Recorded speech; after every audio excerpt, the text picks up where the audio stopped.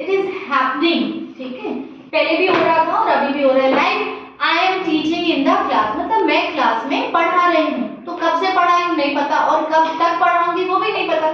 तो इसका कुछ पार्ट जो है वो आपका प्रीवियस टाइम में स्टार्ट हो चुका है और कुछ आपका हो रहा है और होता भी रहेगा, ठीक है। टाइम बाउंडेशन नहीं। अब जब प्रेजेंट की बात की गई है तो उसमें लास्ट में क्या आएगा आपके, रहा है, रहे हैं और रही है, ठीक है। ये प्रेजेंट कंटिन्यूअस टेंस की पहचान है जिन वाक्यों के अंत में ये आता है। अब इसका स्ट्रक्चर हम डिस्कस कर चुके हैं अफर्मेटिव का, ठीक है, यस्टरडे हमने डिस्कस किया था।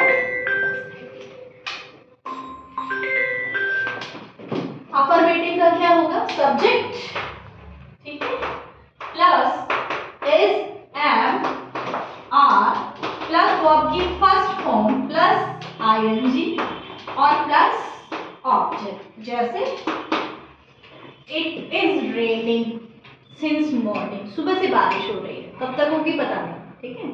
तो ये आपका अफर्मेटिव है। अगर आप इसका नेगेटिव बनाएंगे, ठीक है, और ये भी हम डिस्कस कर चुके हैं कि इस किसके साथ आएगा जबकि आपका सब्जेक्ट क्या हो, सिंगुलर हो, जैसे ही, शी, इट या कोई भी नेम हो। एम किसके साथ आएगा, सिर्फ और सिर्फ आई के साथ। आर किसके साथ आएगा, प्लूरल सब्जेक्ट्स के साथ, जैसे बॉयज, गर्ल्स, वी, यू, दे, इन सब के साथ में क्या यूज करोगे आप, आर, ठीक है। अब नेगेटिव इसका बनाना है तो नेगेटिव के लिए सिंपल सा पता है कि आप जहां पे आपकी हेल्पिंग वर्ब है उसके साथ में नॉट लगा दोगे।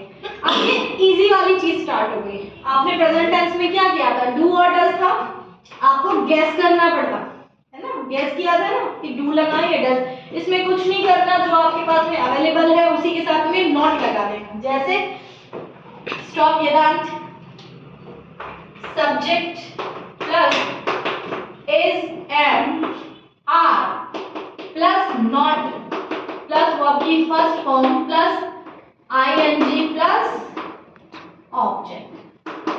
अंडरस्टूड, ठीक है। अब जैसे इट इज नॉट रेनिंग, यानी बारिश नहीं हो रही है, ठीक है, समझ गए। ये क्या है, इसका नेगेटिव पार्ट है। अब इसका इंटेरोगेटिव पार्ट कैसे लिखोगे, इंटेरोगेटिव कैसे करोगे बेटा, जब भी इंटेरोगेटिव बनाना है और आपके पास हेल्पिंग वर्ब अवेलेबल है, इज, एम, आर अवेलेबल है, तो इनमें से जो उसमें है उसको पहले लिख दीजिए। कैसे, इज, एम या are plus subject plus verb की first form plus ING plus object.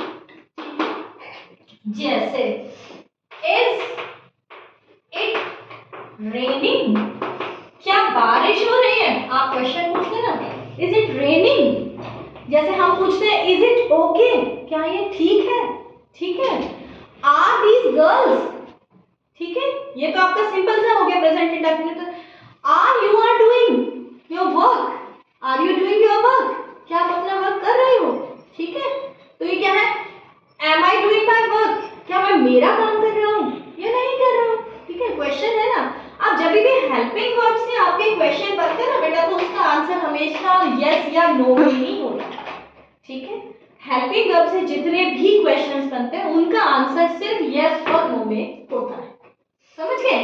तो ये आपका था प्रेजेंट कंटीन्यूअस टेंस, बिल्कुल सिंपल सी चीज है, इसमें आपको कोई हेल्पिंग वर्ब गेस नहीं कर रही, कुछ भी नहीं, एवरीथिंग इज रिटन, ठीक है। लेकिन कंडीशन ध्यान रखना, अगर इज, एम, आर, जैसे ही इज अ बॉय, तो आप कंफ्यूज नहीं होना, ये इज यहाँ पे लिखा हुआ है, इससे आप कंफ्यूज मत होना। It is not present continuous tense, present continuous tense नहीं है, ये प्रेजेंट इंडेफिनिट है, ध्यान रखना। कंटीन्यूअस जब भी होगा तो उसके साथ में वर्ब के साथ में आईएनजी होगा, ठीक है।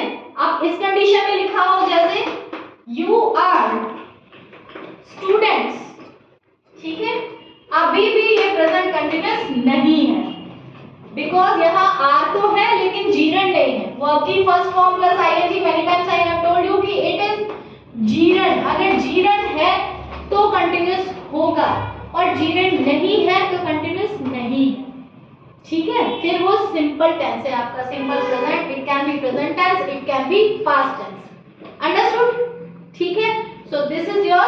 Present continuous